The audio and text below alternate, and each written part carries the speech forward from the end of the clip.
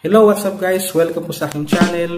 At kung bago ka pala po sa aking channel, hihilingin ko po sa iyo na mag-like ka sa video na to at pindutin ang subscribe button. Pindutin niyo na rin po ang subscribe notification bell para ma-update kayo sa mga bagong video i-upload ko. So simulan na po natin. So para po sa video na to, ang pag-uusapan po natin o tatalakayin natin is patungkol sa no back ride policy. So paglilinaw, ang video ito is para lang dun sa mga motorcycle rider kasi sila lang puro yung maybe makaka-relate sa video na to.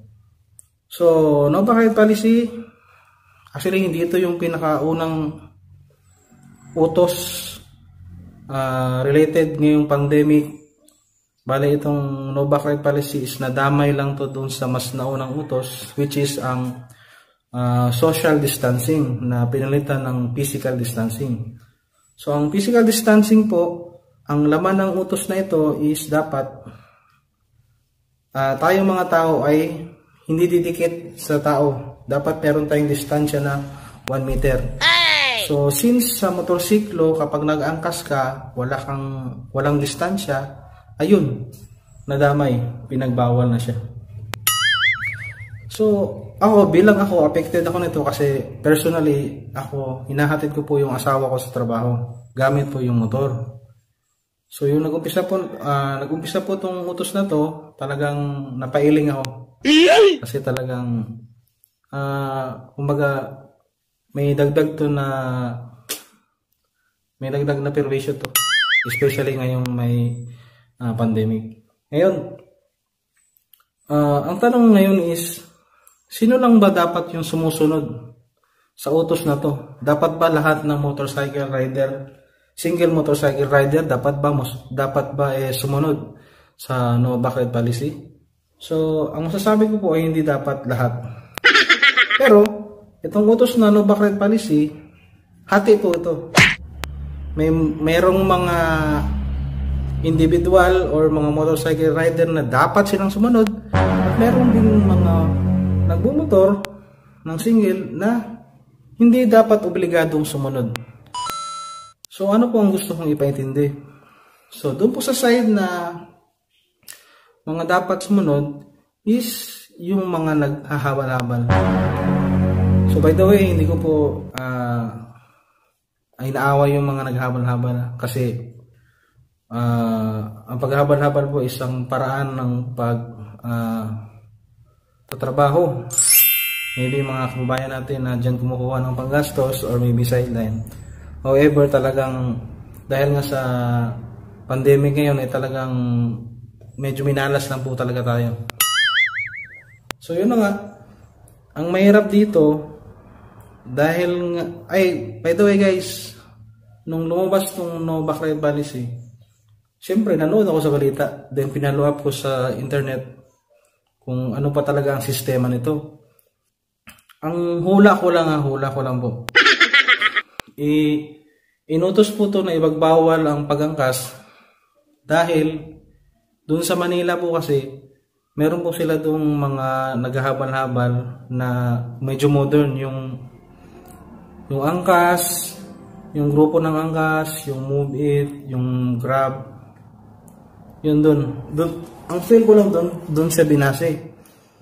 Siyempre, ang nasa isip siguro ng gobyerno, since naghahabal-habal ka, hindi mo naman kaano-ano yung pasahero mo, hindi mo alam kung may sakit ba yun o wala. So, kumbaga parang dun ibinase kaya ipinagbawal.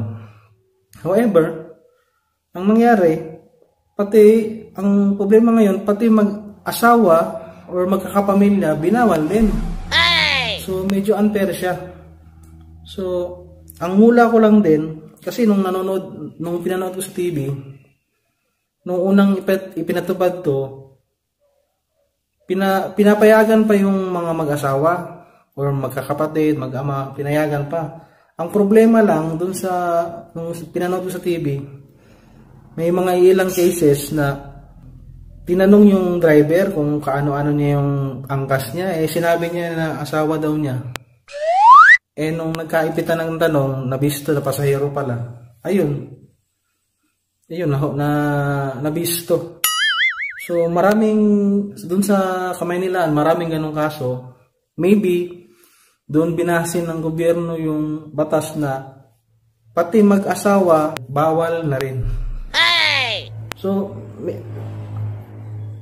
I think parang ang gusto ng gobyerno na ayaw na nila ng hassle, no? Yung kumbaga, yung dadaan sa checkpoint, kailangan pa nilang tanungin kung magkaano-ano kayo. Kumbaga gusto nila bawal lang ang cash para pag pinakita silang motor na isa lang yung nakasakay, wala nang tanungan. Comparing pag pinakita silang motor, dalawa yung nakasakay, abala pa yun kung tatanungin nila kung magkano-ano sila. So ganun yung nangyari. Yung mga naghahabal-habal, bawal. Ngayon, dahil doon, dinama yung mga magkakapamilya. Which is hindi siya fair dun sa mga hindi naman naghahabal-habal. So ang tanong nito guys, ano yung epekto nito sa grupo ng mga nagmumotor, no? Siyempre, yung mga nagmumotor sa buong Pilipinas, hindi naman kukunti yan. Napakarami natin, di ba? So, marami sa atin na sa isang bahay, wala tayong kotse, wala tayong service, kundi motor lang. Kumbaga, parte na ng pamumuhay natin na kasama natin yung single nating motor, no? Kung papasok sa trabaho, may bibilhin, etc. So, kung lahat ng sektor o grupo ng mga nagsisingle motorcycle madadamay, okay lang ba yun? Basta masunod lang yung kautusan ng gobyerno. So, intindihin natin mabuti guys kung okay lang ba siya na sistema na sundin ng mga hindi naman naghahabal-habal, no, itong batas na ito. So again guys, paglilinaw po, ang no back ride policy is ang dapat lang na sumusunod dapat nito is yung mga grupo or individual na yung motor nila ginagamit nila para pagkakitaan or yung tinatawag na habal-habal. So syempre ang logic nito, hindi mo naman kilala yung pasahero mo. Kumbaga kahit sabihin mong balot na balot ka ng jacket or mask, helmet, as long as na hindi mo kilala yun, pasahero mo, halimbawa meron yung virus, syempre hahawak yun sa motor mo, hahawak yun dito sa balikat mo, sa bewang mo, hahawak yun sa hawakan sa likod. Syempre hindi mo naman minsan mamamalayan na hindi mo pala malilinis yun o madidisinfect. What I mean is, meron talagang risk, merong butas na pwedeng pasukan yung virus. Comparing sa mga tao na hindi naman nag-abal-habal, na yung motor nila at yung driver ng motor ay kapamilya nila. So wala silang dapat ipag-alala. So, sa madaling salita, yung mga magkakapamilya o yung mga naninirahan sa isang bahay, dapat i-allow sila or pwede silang mag-motor na dalawa sila sa isang motor or pwede silang mag-angkas. Basta as long na magkasama sila sa isang bahay. Halimbawa, mag-ama, mag-asawa, magkapatid, as long na nakatira sa isang bahay. Bakit? Siyempre sa bahay, hindi mo na kailangan mag-apply ng social distancing. Kasi magkakakilala naman kayo. Alam nyo kung sino may sakit. Yung pag natutulog kayo, pag maliit ang bahay, magkakatabi kayo. Yung kubyertos nyo sa pagkain, kayo-kayo din yung gumagamit. Halos nagpapalitan na kayo ng kutsara. Diba? Yung ginagamit nyo sa sabon, kayo-kayo rin din yung gumagamit. Kumaga, sa isang bahay na may pamilya, walang problema na magdikit kayo. At wala din problema na magdikit kayo na habang nakasakay sa motor. So dapat, yung mga magkakapamilya pwedeng i-allow na mag-angkas.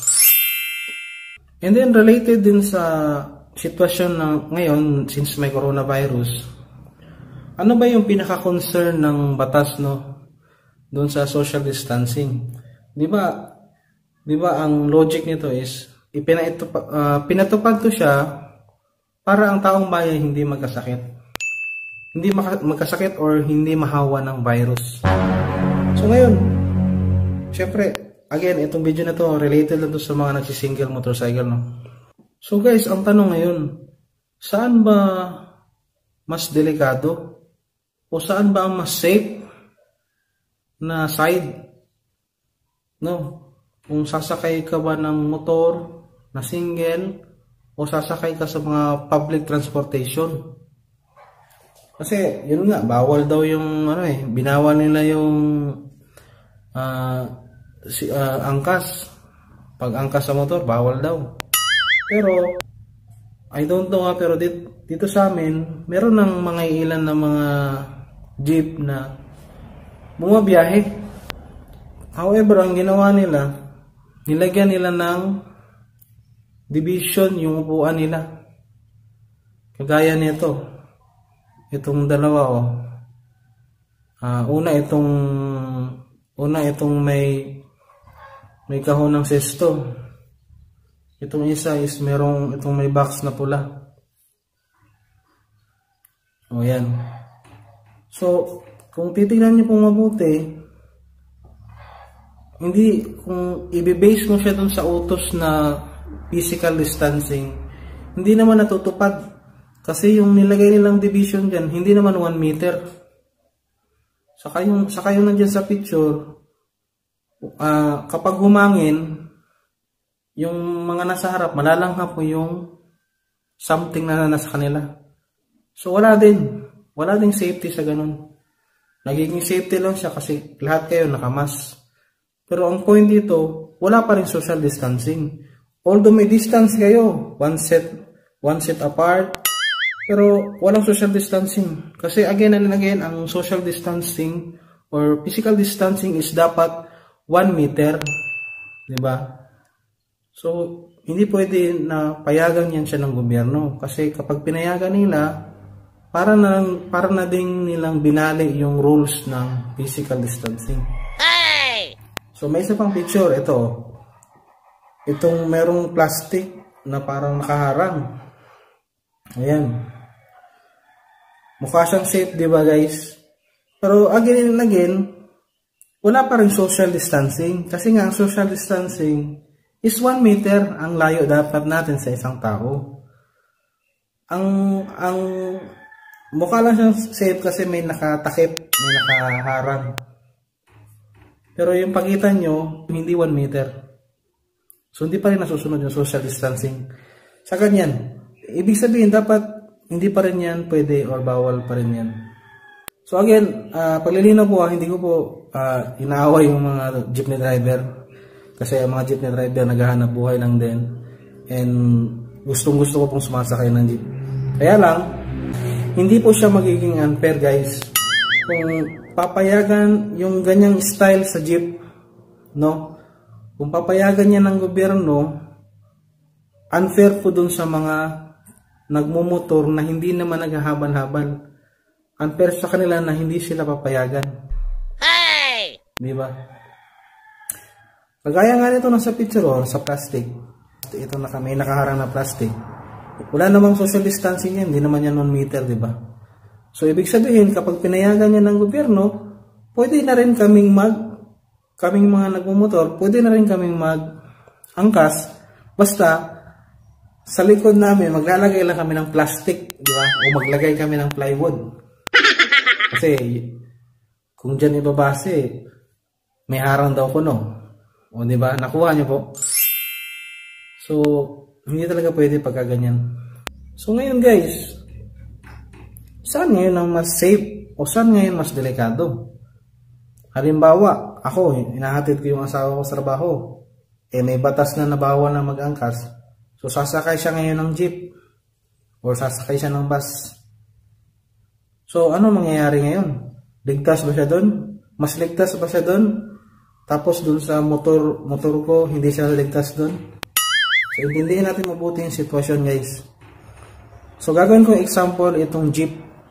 So itong jeep, i-apply nyo na lang to sa bus or sa tricycle o sa kung ano mga public transportation. So sa jeep guys, tingnan natin kung safe ba talaga siya na hindi tayo mahahawa o wala ba siyang risk na mahawa tayo ng coronavirus. So nag-search ako sa YouTube kung ang sinearch ko paano sumakay sa jeep at meron akong nakita. So shout out po sa itong channel na to na pinakita ko. So sa video po na yan, meron yatang limang sumakay na babae. Tutorial yan siya ng pagsakay ng jeep. Yung 5 sumakay, humawak sa handle grill ng jeep. I don't know kung anong tawag yan, yung hawakan ng jeep bago ka sumakay. So guys, imagine niyo kapag sasakay ka ng jeep, hahawak ka dyan. Yung handle grill niya, yung gagano ka. Kasi ang step ng jeep medyo mataas. So kailangan nating humawak para mahila natin yung katawan natin papapasok. Kung hindi ka naman nahawak, kailangan mong bumalanse, di ba? Paano yung mga merong edad na hindi na masyadong malakas? Ibig sabihin, hahawak sila at hahawak doon sa handle grill ng jeep. So aside pa dyan, sa jeep, kumakapit tayo sa tawag dito, yung handlebar. Hindi ko alam kung handlebar ba tawag doon. Basta yung hawakan. Humahawak tayo dyan. Ngayon, hindi rin tayo pwedeng hindi humawak dyan, no? Kasi bakit? Paano kung emergency brake yung jeep, tapos hindi ka hahawak? Ano mangyayari? Magkakauntukan kayo. Yung jeep na may plastic, wasak yun pag nag-brake. Siyempre, matutulak yun di ba? So, sa madaling salita, talagang mapapahawak sa jeep para hindi ka matumba. So, ang point niya dito, meron nga social distancing sa jeep, kuno, yung tao, humahawak naman dun sa bakal, di ba? Dun sa tubo. What if sa isang jeep, sa isang buong araw, may 100 taong sasakay dun? Mula umaga na yun hanggang umarahi yung jeep. What if sa 100, 2 dun infected na may virus? Sumakay ng umaga. Humawak dun sa handle grill. Humawak dun sa handlebar. O diba? So ibig sabihin, lahat ng pumasok dun, matatransfer sa kanila yung mikrobyo na pwedeng ma-develop sa katawan nila at mahawa sila. Diba? Na-gets nyo yan guys? Tapos, paano pag sinabi ng wait. Meron din akong weird na balita na panood sa TV na yung virus daw kumakapit din sa sapatos. Sila may sabi niya na sa TV. So sa madaling salita, kung may isang taong infected ng coronavirus, tapos halimbawa lang nakakapit sa sapatos niya yun, sumakay siya ng jeep. So, ibig sabihin, yung tinapakan niya doon, kapag tumapak din yung iba doon, may tendency din na kakapit din sa sapatos nila yun or sa tsinelas. O magiging carrier na sila, di ba? So, yun guys. Imagine niyo merong risk kapag sumakay ka ng mga public transportation. Kasi every time na sasakay tayo ng public transportation, mapa-jeep, tricycle, bus, LRT, MRT, meron kang hahawakan na matigas na bagay para hindi ka matumba. Ngayon, paano pag sinabi nila, ay, dinidisinfect naman namin yan. Okay yun, na dinidisinfect. Ang tanong, kailan? At kada kailan? Ito ba'y kada umaga lang at kada magagarahe na? Hindi po pwedeng ganun. Alam po natin na ang mga pasahero, kunwari jeepney driver ako, hindi ko naman kilala yung mga pasahero ko. So ang mangyayari nito, ang madaling salita nito, kada may sasakay at bababa, dapat i-disinfect ko yung pinag-upuan nun. Yun yung dapat gawin ng mga public transportation. Halimbawa, nag-jeep ako, driver ako ng jeep, may pasahero ako, 5, bumaba yung isa. So pagbaba nun, yung inupuan nun, yung hinawakan nun, dapat i-disinfect ko. I-sprayan ko ng alcohol, pupunasan ko ng Sunrox o whatsoever. Paano kung dalawa yung bumaba? Diba? So, imagine, i-disinfect ko yun. Kada may bababa, i-disinfect ko. Kasi hindi mo pwedeng sabihin na, mamaya ng tanghali, mamaya ng gabi. Hindi na. Kasi kung may sakit yun, yung bumaba, ang mangyayari nun, kapag may sumakay na naman, dun umupo sa pinag-upuan nun, kakapit sa kanya yung mikrobyo o yung virus. So, ang point dito, kada may bababa, kailangan mo i-disinfect. Tanong, kaya ba yan gawin ng mga public, mga jeepney driver, o ng mga bus driver, o mga pahinante nila? Diba, kaya. Pero napaka-hassle yan guys. Napakagastos niyan sa alcohol at saka sa Sunrox o kung ano man ginagamit. So sa madaling salita, talagang may risk po talaga kapag sumakay ka ng public transportation. Kasi yung mga bakal na nasa sasakyan, hindi mo alam kung sinong mga humawak dyan. At di mo rin alam kung time to time na dinidisinfect yan ng driver o ng conductor. So, ang point ko, may risk. Diba? Paano dun how about sa single motorcycle? Na yung driver nun, tatay mo, husband mo, kuya mo, ate mo, nanay mo yung driver nun. Tapos yung motor nyo, nasa bahay lang. Kahit saan ka kumapit nun, kahit sa mukha pa ng tatay mo ka kumapit, walang kakapit sa yung sakit. Kumbaga, sure ka na hindi ka mahawa ng sakit. Kasi, bakit? Pamilya mo yun eh. Kasama mo sa bahay yun.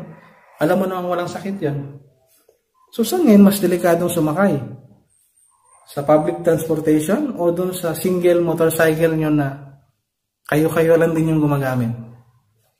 O, try to analyze yan guys, kung saan po. Pero guys, paglilinaw, hindi ko sinasabi ito para tuligsain yung utos ng gobyerno. Ang akin lang is kinukumpara ko yung safety. Kung saan ba mas okay, kung saan ba mas safe, o kung saan ba yung mas delikado. So, since meron akong initiative, napaisip ko, mas safe pa kung yung asawa ko ihahatid ko sakay ng motor ko. Kumpara na sasakay siya ng tricycle, sasakay siya ng jeep, na yung pinagsakyan niya, kung sino-sino sumakay doon, na hindi natin alam kung meron ba yung virus o wala. Diba? Napaka-simpleng initiative lang guys. So, yun na nga, nakakalungkot doon. Pati yung, ang nakakalungkot lang talaga guys, kasi pati yung magkakapamilya, binabawalan pa rin. Pinagbawalan na bawal pa rin ang angkas. Again and again, yung mga habal-habal, yun.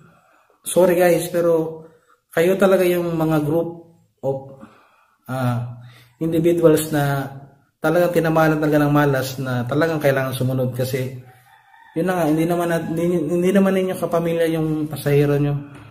So para din yun sa safety nyo at para din yun sa safety ng mga pasahero nyo. Pero again, sa mga nasa nakatira sa isang bahay, hindi na kailangan ng social distancing. Hindi na kailangan ng no back ride policy. Kasi ang utos, 'di ba? Ang concern ng utos para sa health, para sa safety na hindi tayo mahawa. Imagine guys, example lang 'to ha. Sasabihin ko kasi sa batas kailangan mo sundin eh. Kapag hindi ka sumunod, huhulihin ka, titikitan ka. Imagine niyo guys, pagka ganito nangyari. Sumunod ka sa batas, hindi ka nagangkas. Hindi mo hinatid yung asawa mo kasi bawal nga. Ang nangyari, halimbawa lang, yung asawa mo o yung anak mo, kung tatay ka, nahawa ng coronavirus. Tapos na-discover mo na nahawa siya sa public transportation. Halimbawa, nahawa siya sa jeep, nahawa siya sa bus, nahawa siya sa MRT. Diba? Ang saklap nun, kasi alam mo yun, yung meron sanang paraan na mas safe siya, binawal. O dinamay kayo. So, ikaw na kailangan mong trabaho, kailangan magtrabaho ng relatives mo, pamilya mo, kailangan nilang sumakay ng sasakyan. Saan sila sasakay? So, siyempre, sa public transportation, ang problema, halimbawa kung doon siya nahawa, tapos minalas-malas pa, namatay pa, talagang baka sumabog yung ulo sa inis. Kasi, alam mo yun, mas safe siya eh. Mas safe siya sa'yo. Kung ikaw ang rider ng motor, mas safe siya na ihatid mo siya sa trabaho. Kung nurse siya o doktor siya o natrabaho siya sa mga money remittance o kung ano-anong mga establishment na bukas, mas safe siya guys sa'yo na hindi ka naghabal-habal. Mas safe siya sa'yo na ihatid mo siya sa trabaho. Kasi wala kang sakit. Yung kasama mo sa bahay, wala namang sakit. Mas safe siya sa'yo kung para na sumakay siya sa mga public transportation na kung sino-sino sumasakay, kung saan-saan mo mahawak, na hindi naman time to time na disinfect ng mga driver o conductor. So, napakasimple guys ng logic. So, yun ang nakakalungkot guys kasi no backlight policy na para lang sa mga haban-haban, dinamay yung mga mag-asawa, mag-ama, o yung mga naninirahan sa isang bahay. So guys, balikan natin. Yung no backlight policy is doon binase sa mga naghahabal-habal. So, dahil nga may naghahabal-habal, ang ginawa nila, dinamay nila yung mga kahit mag-asawa, binawal na rin. So, ang tanong dito guys, wala na bang paraan? Wala na bang paraan para mahanapan nyo ng alternative way para payagan yung mga hindi naman naghahabal-habal na magmotor pa rin na may angkas? Wala na bang, hindi ba kaya ng isipin ng mga nasa pamahalaan na gawa ng paraan? So, imagine niyo guys kung papayagan ng gobyerno na yung, again, hindi kasama yung mga naghahabal-habal kung papayagan ng gobyerno yung mga naninirahan sa isang bahay na may motor na i-allow pa rin na mag-angkas, ang mangyayari dyan guys, syempre yung safety na hindi magkasakit, no? Kasi mahatid at masusundo nila yung mga mahal nila sa buhay, yung asawa nila, yung anak nila, yung kapatid nila, maihatid nila sa kanilang mga tahanan ng safety.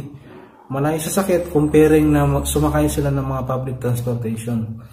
So, ang isa pa, kapag pinayagan ng gobyerno yung mga kagaya namin, syempre, mababawasan yung volume ng mga tao na sasakay.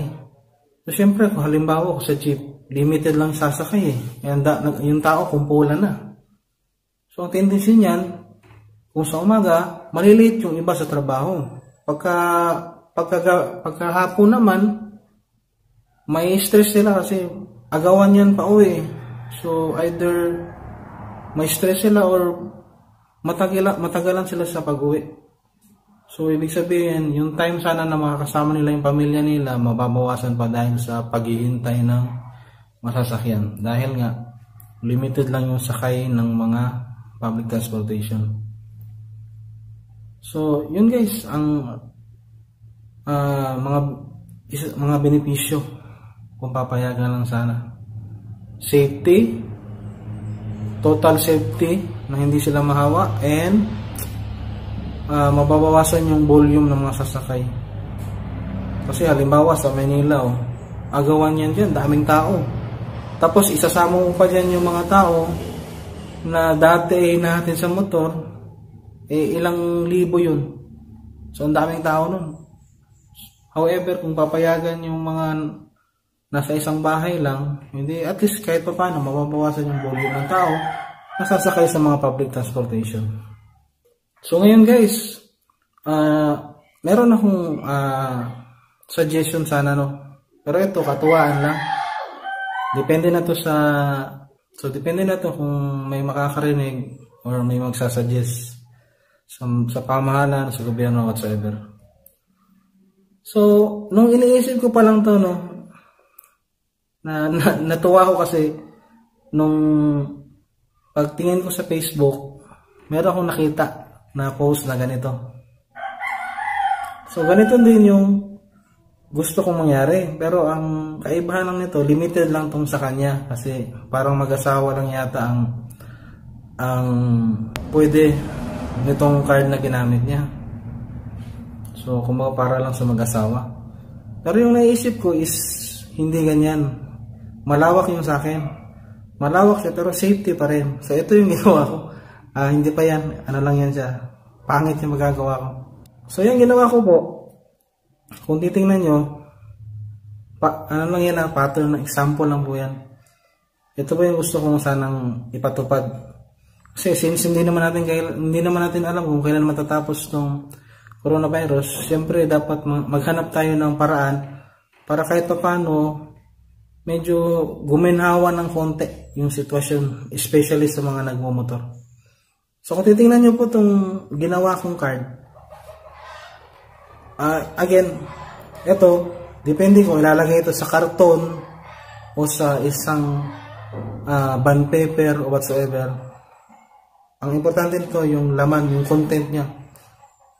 So dito, mababasa nyo may driver. So yung driver dyan, hindi ibig sabihin yan si tatay lang. Ang driver dyan, yung may-ari ng motor. Either ang may-ari si tatay, either ang may-ari si kuya, si ate o si nanay. Basta yung driver.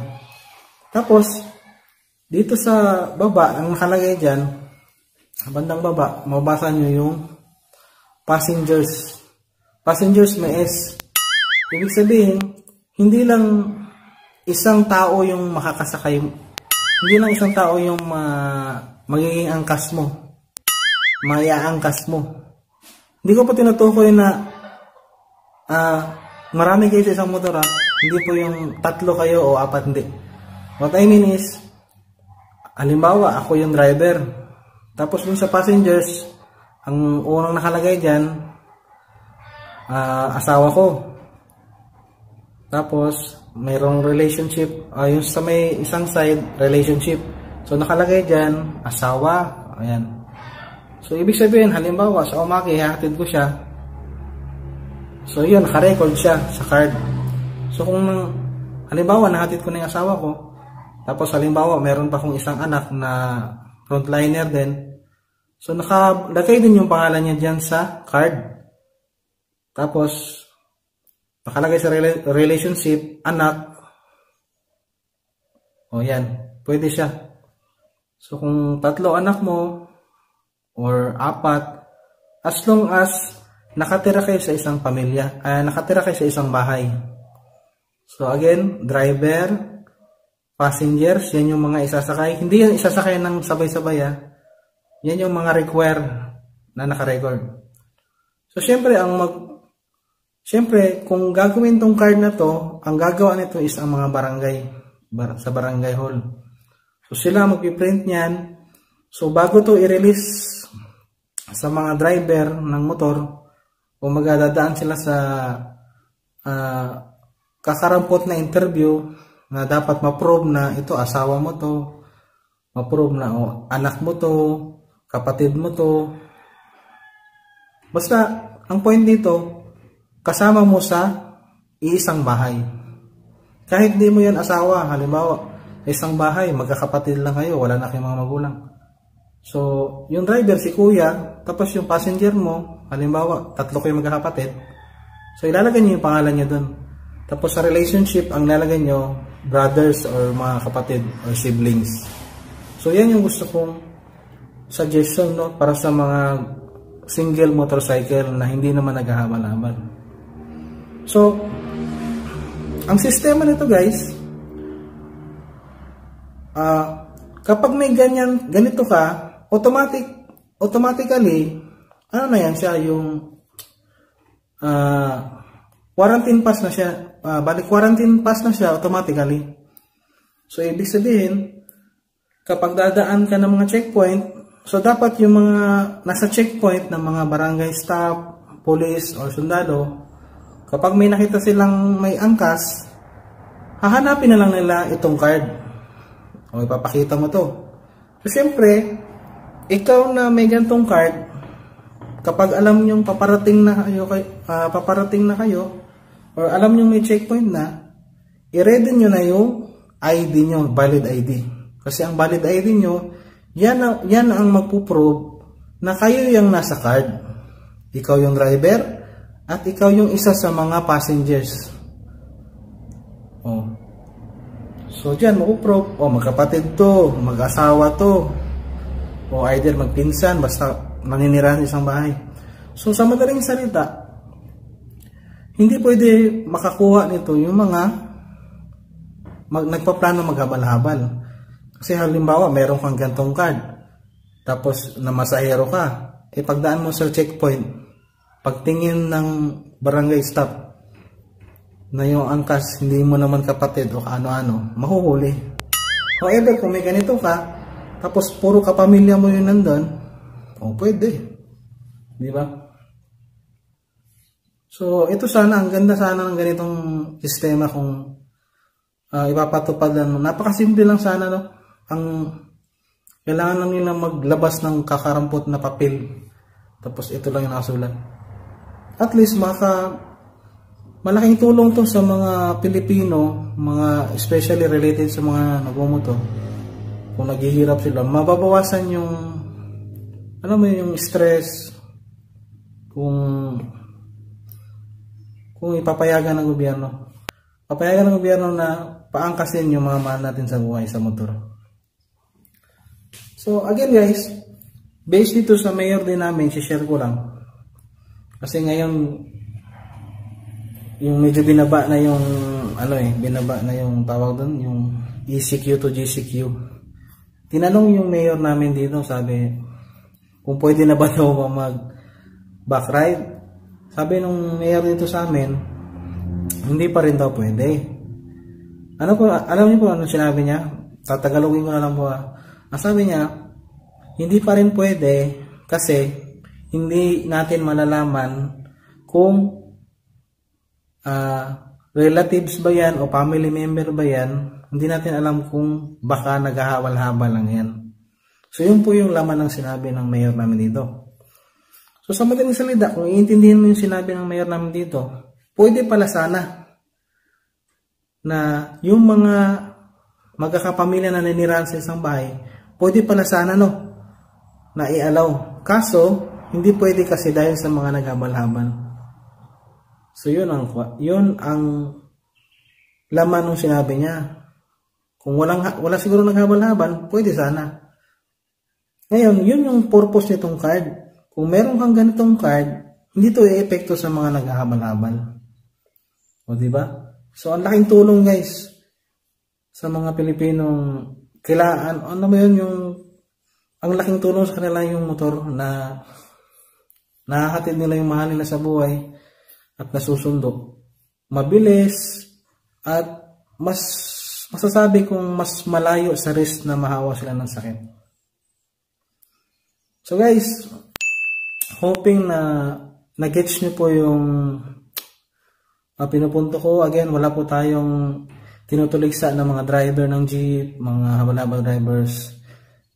Yun na nga, dahil nga rin sa pandemic ngayon, medyo nabawasan yung pang hanap buhay natin.